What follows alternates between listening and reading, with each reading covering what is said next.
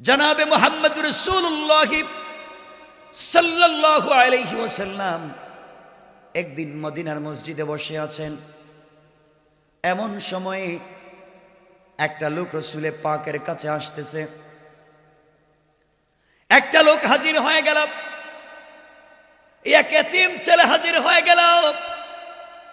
আর আমার নবীকে ডাক দিয়ে বলতেছে, ইয়া রাসূলুল্লাহ, ইয়া হাবিবাল্লাহ, আল্লাহর পয়গম্বর, আমি একজন আপনার প্রিয় সাহাবীর সন্তান। আমার বাবা ইন্তেকাল করেছেন, শহীদ হয়ে গিয়েছেন।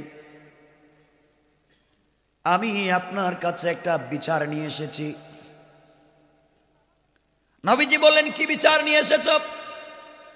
ইয়া রাসূলুল্লাহ, আমি এতিম ছেলে, দুনিয়ার জমিনে আমার খুব সম্পদ নাই, কিন্তু বাবা মারা যাওয়ার সময় আমার জন্য একটা বাগান রেখে গিয়েছিলেন। পয়গম্বরে আরবি আমার বাগানের পাশে আরেকজনের বাগান, যার নাম আবু লুবাবা। আমি আমার বাবার ইন্তেকালের পরে আমার বাগানের চতুর্দিকে বাউন্ডারি ওয়াল করতে চাই, সীমানা নির্ধারণ করতে চাই। কিন্তু সীমানা নির্ধারণ করতে গিয়ে দেখা যায় ওয়াল যেখানে করব, ওয়ালের মধ্যখানে একটা খেজুর গাছ পড়ে যায়। এই খেজুরের গাছটা কিন্তু আমার না, এটা উনি ওই যে আবু লুবাবা তার খেজুরের গাছ। পয়গম্বরে আরবি তার কাছে আমি গিয়েছিলাম। আমি বলেছি, আমি এতিম, আমার আর কেউ নাই, আমি আমার সীমানা আলাদা করব। আমার সীমানার মধ্যখানে আপনার একটা খেজুর গাছ পড়ে গিয়েছে, এই গাছটা আপনি কেটে উঠাইয়া নিয়ে যান, আমাকে ওয়াল করতে দেন। পয়গম্বরে আরবি সে অস্বীকার করেছে, সে সেখান থেকে গাছটা উঠাইয়া নিতে চায় না। আমি বললাম, আমি এতিম, তুমি আমার কাছে দান করে দাও। সৃষ্টিকর্তার শপথ করে বলছে সে আমাকেও দান করবে না। পয়গম্বরে আরবি আমি বললাম, তাহলে তুমি আমার কাছে উপযুক্ত দামে বিক্রি করে দাও। সে আমার কাছে বিক্রিও করতে চায় না, আমার কাছে বিক্রি করতে চায় না, আমাকে দানও করতে চায় না, নিজে গাছটা কেটেও নিতে চায় না। আমার সীমানায় পড়ে গিয়েছে, ওয়াল করতে পারি না, বাউন্ডারি করতে পারছি না। ইয়া রাসূলুল্লাহ, আপনার কাছে নালিশ নিয়ে এসেছি, আপনি বুঝাইয়া দেখেন কোন লাইন করা যায় কিনা। আমার বন্ধুগণ, এক পর্যায়ে আল্লাহর পয়গম্বর বিশ্ব নবী সাল্লাল্লাহু আলাইহি ওয়াসাল্লাম এই লোকটাকে ডাকলেন, আবু লুবাবাকে ডেকে আনলেন, আর বললেন, যেই রাষ্ট্রে ইসলাম দিয়ে চলে, যেই রাষ্ট্রের সকল জায়গায় কোরআন আছে, মসজিদে কোরআনের যে আয়াতগুলা নামাজে তিলাওয়াত হয়, এগুলার বাস্তব বিধান সমাজে প্রতিষ্ঠা হয়। আবু লুবাবা, তুমি কেন একজন ইয়েতিমকে কষ্ট দিচ্ছ? তুমি জানো না ইয়েতিমকে কষ্ট দিলে কি হয়? কেন আজকে এগুলা করতেছ? আর বাংলাদেশের সমাজের ভিতরে পাবেন, ইয়েতিমের সম্পদ যারা মেরে খায়, এই সমাজে তারাই সব থেকে বড় লিডার হয়ে যায়। আমার বন্ধুগণ, এক পর্যায়ে কষ্ট হচ্ছে আপনাদের, এক পর্যায়ে বিশ্বনবী বললেন, আবু লুবাবা, তুমি এই খেজুর গাছটা কেটে নাও, রাস্তা ক্লিয়ার করে দাও। আরেকজনের জায়গার উপরে তোমার খেজুরের গাছ উঠে গিয়েছে, তাকে বাউন্ডারি করতে দাও। আবু লুবাবা বলছে, পয়গম্বর আমাকে মাফ করবেন, আমি পারবো না। নবীজিকে দাঁড়িয়ে বলছে, আমি পারবো না, কেটে নিতে পারবো না। বিশ্ব নবী বললেন, এতিমকে দান করে দাও। না, আমি দান করতে পারবো না। আল্লাহর পয়গম্বর বললেন, তাহলে তুমি আমার কাছে দান করো। আবু লুবাবা, কথা দিলাম, তুমি যদি এই খেজুর গাছটা এই মুহূর্তে দান করে এতিমকে দিয়ে দাও, আমি কথা দিলাম, তোমার জন্যে সুন্দর সুন্দর বাগান জান্নাতে আল্লাহর বিনিময়ে রেখে দিয়েছে। কোন সুবহানাল্লাহ। রাজি হলো না, পয়গম্বরকে বলছে না, এই খেজুর গাছ আমি আপনাকে দান করব না, এতিমকেও দিব না, গাছটা কেটেও নিব না। নবীজি বললেন তাহলে কাজ করো, আমার কাছে বিক্রি করে দাও। পয়গম্বরে আরবি মাফ করবেন, আমি বিক্রি করতে পারবো না। আল্লাহর পয়গম্বর দাঁড়াইয়া গেলেন আর বললেন, কেউ কি আছো এখানে যে এই গাছটা কিনে এতিমকে দান করতে পারবা কোনো কৌশলে? আবু লুবাবার কাছ থেকে এনে যদি দিতে পারো, আমি বিশ্ব নবী ওয়াদা দিলাম, সাক্ষী দিলাম, আর আমি নবীজি নিজেই জামিন থাকলাম, যেই কাজ করে দিবে একটা গাছের বিনিময়ে আল্লাহ রাব্বুল ইজ্জত ওয়াল জালাল তার জন্য জান্নাতে 100 খেজুরের বাগান তৈরি করে দিবেন। পড়েন সুবহানাল্লাহ।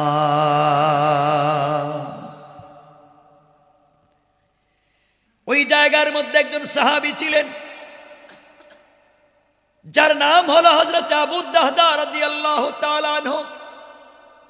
তিনি দাঁড়িয়ে গেলেন আর ডেকে বললেন, ইয়া রাসূলুল্লাহ, ইয়া হাবিবাল্লাহ, আল্লাহর পয়গম্বর আপনার কাছে জানতে চাই, আমি যদি ওই খেজুর গাছটা কিনে কৌশল করে এতিমকে দান করে দিতে পারি, আপনি বলেন তো এর বিনিময়ে কি আমি জান্নাত পাবো?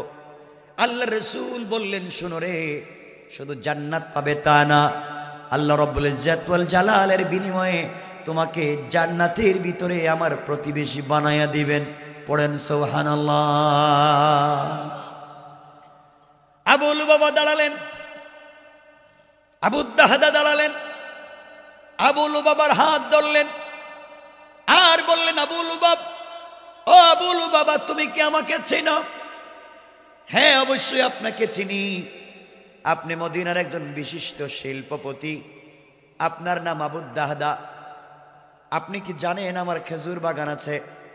আবু লুবাবা বলছে, কেন জানবো না, আপনার খেজুরের বাগান তো বিশ্বের সবাই চিনে, আপনার খেজুরের বাগান আছে, গোটা দুনিয়ার মুসলিম বাজারে সব থেকে বেশি দামে আপনার বাগানের খেজুর বিক্রি হয়।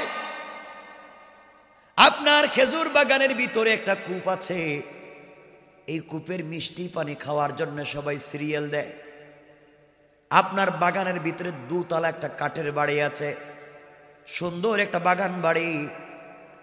আমি জানি আপনার এই বাগানে খেজুরের গাছ আছে 600। কয়শো? এক একটা খেজুর গাছ মানে বর্তমানে একটা প্রাইভেট কারের চাইতে দাম বেশি। ওই সময়কার খেজুর গাছ। আবু লুবাবাকে বলছেন, শোনো, তুমি জানো আমার একটা খেজুর বাগান আছে, এই খেজুর বাগানে পুরা বছর খেজুর ধরে, বছরের 12 মাস আমার গাছে খেজুর ধরে। গোটা মদিনার বাজারে আমার খেজুরের দাম আলাদা, আমার খেজুরের মিষ্টি আলাদা, আমার খেজুর বাগানে একটা মিষ্টি পানির ঝর্ণা আছে, কূপ আছে, আমার বাগানে 2 তলা একটা বাড়ি আছে। ও আবু লুবাবা, তুমি এতিমকে একটা গাছ দান করছো না, এই গাছটা যদি তুমি আমার কাছে বিক্রি করে দাও, এর বিনিময়ে 600 খেজুরের গাছ সহ বাগান আর এই পানির কূপ, মিষ্টি পানির কূপ আর 2 তলা বাড়ি তোমাকে দিয়ে দেব, এর বিনিময়ে একটা খেজুর গাছ আমাকে দিয়ে দাও। আল্লাহু আকবার বলেন। ভালোবাসা কার নাম? দিন শিখো। আবু লুবাবা রে, তোমার একটা খেজুরের গাছে কোনো খেজুর ধরেই নাই, ছোট খেজুরের গাছ, এতিমকে দান করতেছ না। নবীজি বলেছেন, নবীজি কেউ দিবা না, তুমি আমাকে ওটা দিয়ে দাও, বিনিময়ে তুমি আমার 600 খেজুরের গাছের বাগান নিয়ে যাও, পানির কূপ নিয়ে যাও, 2 তলা বাড়ি নিয়ে যাও, তোমাকে লিখে দেব। আবু লুবাবা বলছে, পাগল হয়েছেন নাকি? একটা খেজুরের গাছের বিনিময়ে শত শত কোটি টাকার বাগান কি সত্যি আপনি আমাকে দিয়ে দিবেন? তিনি বললেন, যারা সামনে দাঁড়িয়ে আছেন সবাইকে সাক্ষী রেখে বলছি দিয়ে দিব। আবু লুবাবা বলছেন, তাহলে আপনি যদি আপনার খেজুর বাগান আর এই পানির কূপ আর দোতলা বাড়ি আমাকে দিয়ে দেন, বিনিময়ে আপনাকে আমি গাছটা বিক্রি করে দিলাম। লেখাপড়া হয়ে গেল, বিনিময় হয়ে গেল। রাসূল পাক সাল্লাল্লাহু আলাইহি ওয়াসাল্লামের কাছে দৌড়ে হাজির হলেন হযরত আবু দাহদা, আর বললেন, ইয়া রাসূলুল্লাহ, আপনি জানেন মদিনার সবথেকে বড় খেজুর বাগান আমার, পানির মিষ্টি কূপ আছে, দোতলা বাড়ি আছে, এই সব কিছু আমি আবু লুবাবাকে দিয়ে দিয়েছি, বিনিময়ে গাছটা কিনে নিয়ে এসেছি। এই মুহূর্তে আপনার সামনে আমি ওই গাছটা ইয়েতিমকে দান করে দিলাম। পয়গম্বরে আরবি জীবনের সবগুলো সম্পত্তি বিক্রি করে একটা মাত্র গাছ কিনে আপনার ভালোবাসায়, আপনার কথা রক্ষা করার জন্য ইয়েতিমকে দিয়ে দিলাম। আপনি বলেন তো আমার জন্যে আল্লাহ জান্নাতে গাছ লাগাবেন কিনা?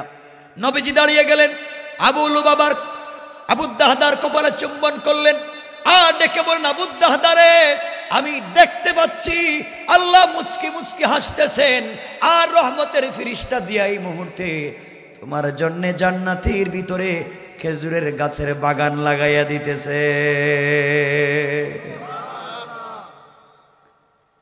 এই কথা একবার বলেন নাই, দুইবার বলেন নাই, কমপক্ষে 70 থেকে 100 বার বিশ্ব নবীর জবানে নবীজি বললেন, আবু দাহদা তুমি তো কামিয়াব, জান্নাতের ভিতরে আজকের থেকে তুমি আমার প্রতিবেশী হয়ে গেলা। পড়েন সুবহানাল্লাহ। আমার বন্ধুগণ, আবু দাহদা রাদিয়াল্লাহু তাআলা আনহু দৌড়তে লাগলেন, বাগানের কাছে চলে গেলেন, বাগানের গেটে দাঁড়ালেন। দাঁড়াইয়া দেখেন তার 2টা সন্তান বাগানের মধ্যখানে মিষ্টি পানি পান করতেছে, খেলাধুলা করে। ভিতরে ঢুকলেন না, দাঁড়াইয়া গেলেন বাগানের গেটে, চিৎকার করে বললেন, উম্মে দাহদা। নিজের স্ত্রীকে ডাক দিয়ে বললেন, তুমি কোথায়? স্ত্রী বলছেন, স্বামী আমি তো বাসার দোতলায় আছি, আপনি কেন ডাকেন? ঘরে আসেন না কেন? বাগানের গেটে দাঁড়াইয়া আছেন কেন? আপনি বাগানের ভিতরে ঢুকেন। আবু দাহদা বললেন, স্ত্রী শোনো উম্মে দাহদা, আজ থেকে এই বাগান আমাদের না, এই বাগানে আমি আর ঢুকতে চাই না। আমি বাগান বিক্রি করে দিয়েছি, বাড়ি বিক্রি করে দিয়েছি, মিষ্টি পানির কূপ বিক্রি করে দিয়েছি। উম্মে দাহদা বললেন, কি বলছেন আপনি? আপনার বাগান কিনবার মতো টাকা মদিনার কার আছে? এত টাকা কার? কোথায় সে এত টাকা পেল? আর আমরা এটা বিক্রি করে এত টাকা দিয়ে কি করব? আবু দাহদা বলেন, স্ত্রী রে, দুনিয়ার কোন মালিকের কাছে বিক্রি করি নাই, আমি এই বাগানটা আল্লাহর কাছে বিক্রি করে দিয়েছি। আল্লাহ এর বিনিময়ে আমাদেরকে জান্নাতে বাড়ি দিয়েছেন। পড়েন সুবহানাল্লাহ। উম্মে দাহদা বললেন, কত সুন্দর না ব্যবসা করলেন, আল্লাহর সঙ্গে ব্যবসা করেছেন, আমি এই বাড়ির ভিতরে আর থাকবো না। এই বলে সন্তানদেরকে নিয়ে, স্ত্রীকে নিয়ে আবু দাহদা ঘর থেকে বের হয়ে গেলেন। জীবনে কষ্ট করে করে চললেন, বাগানটা দান করে দিলেন, বিনিময়ে জান্নাত কিনতে চাইলেন। লম্বা ইতিহাস। আমি যে কথা বোঝাতে চাই, তারা শুধুমাত্র দিনের জন্যে, আল্লাহর জন্যে, রসুলের জন্যে দুনিয়ার সমুদায় সম্পত্তি বিক্রি করতে চায়, আল্লাহর রাস্তায় দান করতে চায়, বিনিময়ে আল্লাহর মোহাব্বত চায়, আল্লাহর কাছে কাছাকাছি পেতে চায়, রসুলের হাউজে কৌসারের নিজ হাতে পানি পান করতে চায়। এই জন্যে তারা দুনিয়ার জমিনে তো কষ্ট করেছে। আর আল্লাহ রব্বুল ইজ্জত ওয়াল জালাল বলেছেন, গোলাম রে, তুমি যতই গুনাহ করো, যত অপরাধী হও, সকল গুনার জন্য গভীর রজনীতে আমি আল্লাহর দরবারে 2টা হাত উঠাইয়া তওবা করে চোখের পানি ছেড়ে যদি কান্না করতে পারো, তোমার গুনাহ যদি আসমান জমিন পর্যন্ত ভরে যায়, দুনিয়ার পূর্ব থেকে পশ্চিম, উত্তর থেকে দক্ষিণ, গোটা দুনিয়া যদি গুনায় ভরে যায়, আমি আল্লাহকে আল্লাহ বলে ঠিক মতো ডাক দিতে পারো, আমি আল্লাহ কথা দিলাম, গোলাম তোমার চোখের পানি চোখ থেকে নিচে নামতে দেরি হবে, আমি আল্লাহ তোমাকে মাফ করে জান্নাতি বলে ফয়সালা করে দিতে আমি আল্লাহর 1 মিনিটও দেরি হবে না। পড়েন সুবহানাল্লাহ। এই জন্য আমার বন্ধুগণ, কখনো নিজেকে ছোট মনে করবেন না। যুবকদেরকে বলছি, নওজওয়ানদেরকে বলছি, আমার মুরব্বী বাবাদেরকে বলছি, দিনের কাজে কখনো পিছপা হবেন না, নিজেকে ভয় পাবেন না, হারে আমার তো কিছুই নাই, কেমনে চলবো, কেমনে সাহায্য আসবে? আল্লাহ বলেছেন কেমনে সাহায্য দিব আমি জানি, তোমরা জানো না। এই কথা কেমনে আল্লাহ বলছেন? আমাদের নবী আখিরি জামানার পয়গম্বর যেদিন হিজরত করে মক্কা থেকে মদিনায় যান, ঘটনা বলছি না। নবীজিকে আল্লাহ গভীর রাত্রে ঘুম থেকে উঠালেন, উঠে বলেন, বন্ধুরে হিজরত করো মক্কা থেকে ইয়াসরিবের দিকে, খেজুর বাগানের দিকে হিজরত করো, ঘুম থেকে এই মুহূর্তে উঠো, ঘর থেকে বের হও। আল্লাহর পয়গম্বর ঘুম থেকে উঠলেন, নিজের বিছানা আলীকে শোয়ালেন। সেই লম্বা ইতিহাস। নবীজি উঠে ঘর থেকে বের হয়ে যাবেন, কাপড় গুছালেন। হঠাৎ করে শুনেন বাড়ির চতুর্দিকে কাফেররা বেষ্টন করে রেখে দিয়েছে। কাফেররা নবীজিকে আঘাত করবে, রক্তাক্ত করবে, ঘর থেকে বের হতে দিবে না। এমন সময় আমার নবী বললেন, আল্লাহ তাআলা আপনি বলছেন ঘর থেকে বের হয়ে মদিনার দিকে যাব, কাফেররা ঘরের চতুর্দিকে বেষ্টন করেছে, ঘর থেকে বের হলে আঘাত করবে, নির্যাতন করবে, মেরে ফেলবে, কেমনে যাই? আল্লাহ বলছেন, বন্ধুরে তোমার কাজ হচ্ছে ঘর থেকে বের হওয়া, আর আমি আল্লাহর দায়িত্ব হলো তোমাকে হেফাজত করা। পড়েন সুবহানাল্লাহ। আমার নবী বললেন, আল্লাহ তাআলা আপনি যতই বলেন ঘর থেকে বের হওয়ার জন্য বলেছেন, ঠিকই আমি বের হতে পারি আপনার উপরে ভরসা করে, কিন্তু আমি তো মানুষ, দিলের ভিতরে ভয় হয়। ওয়ালাকিন লিয়াতমাইন্না কলবি, অন্তরে মুতমাইন হচ্ছে না। আপনি আমাকে একটা সলিউশন দেন, সমাধান দেন সামনাসামনি।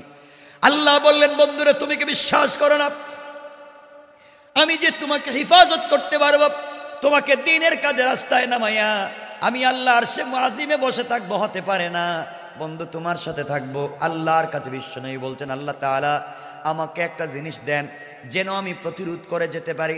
আল্লাহ বললেন, বন্ধুর একটা কাজ করেন, হাতের মধ্যে কিছু বালি নেন, কঙ্কর নেন, পাথর নেন, কোরআন থেকে কিছু তেলাওয়াত করে ওগুলোর মধ্যে ফুঁক দেন, ঝাড়ফুঁক করে এরপরে কাফেরদের উপরে নিক্ষেপ করবেন। আপনি ঘর থেকে বের হয়ে চলে যাবেন, কোনো কাফের আপনাকে দেখতে পাবে না। নবীজি বললেন, আল্লাহ তাআলা নিক্ষেপ করলে কয় দিকে যায়? বলেন না, চতুর্দিকে না একদিকে? যেদিকে নিক্ষেপ করবেন সেদিকে যাবে।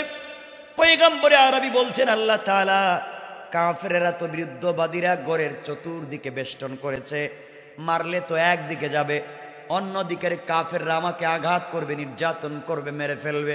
আয় আল্লাহ একদিকে মারলে তো অন্য দিকের কাফের মারবে। আল্লাহ রাব্বুল ইজ্জত ওয়াল জালাল বলছেন, বন্ধুরে তুমি মনে রাখো, আমার উপরে ভরসা করে দুনিয়ার জমিনে যারা দ্বীনের কাজে বের হয়ে যায়, বন্ধুরে তোমার কাজ হচ্ছে নিক্ষেপ করা, আর আমি আল্লাহর কাজ হলো সবার চুকে চুকে পৌঁছাইয়া দেওয়া। আমার বন্ধুগণ, সংক্ষেপ কথা, বিশ্বনবী বের হলেন, হাতের মধ্যে কঙ্কর নিলেন, একদিকে নিক্ষেপ করলেন, চতুর্দিকের কাফেরদের চুকে পৌঁছে গেল। একবার মারলেন, চতুর্দিকের কাফেরদের চুকে পৌঁছে গেল। কাফেররা চোখ গড়াতে লাগলো, মুছতে লাগলো। আল্লাহর রসুল চলে গেলেন, কেউ ধরতে পারলো না। আল্লাহর পয়গম্বর চলে গেলেন। লম্বা ইতিহাস। বিশ্বনবী মদিনায় যাওয়ার পরে আল্লাহ একদিন বললেন, বন্ধুরে তুমি বলো তো কেমনে ওই দিন মদিনায় গেলে, কেমনে পৌঁছলে? তুমি তো বলছিলে একদিকে মারলে একদিকে যায়, চতুর্দিকের কাফেরদের চুকে কেমনে পড়লো? তোমাকে কেউ ধরতে পারলো না, কারণ কি বলো তো? আমার নবী বলছেন, আল্লাহ তাআলা মারলাম তো একদিকে, গেছে সকল কাফেরদের চুকে। আপনি বলেন কেমনে গেল? আমার আল্লাহ জবাব দিলেন, ওয়ামা রামাইতা ইয রামাইতা